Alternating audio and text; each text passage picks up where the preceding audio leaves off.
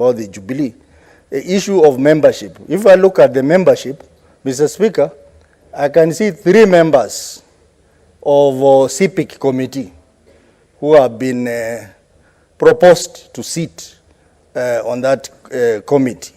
I can also see 2 members of CPAC committee who have been proposed. I think moving forward in future, Mr. Speaker, committees, busy committees like CPAC and CPIC, we must consider so that we do not have so many of our members sitting on such committees, thereby derailing our work as committees which have a lot of work to do. The same matter I raised in the Shakahola case, where I had 4 members who had been proposed to be on Shakahola. It really affects our work. So in future, the whips, when you are looking at the membership, take into account committee representation of the members that you propose.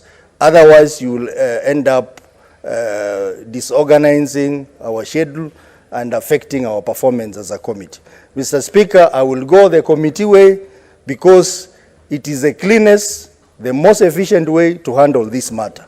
Because if you bring it in the plenary, Mr. Speaker, it means other processes that we have to do as a house will be derailed. But the smoothest way is to go the committee way, and I want to ask Senator Kathure.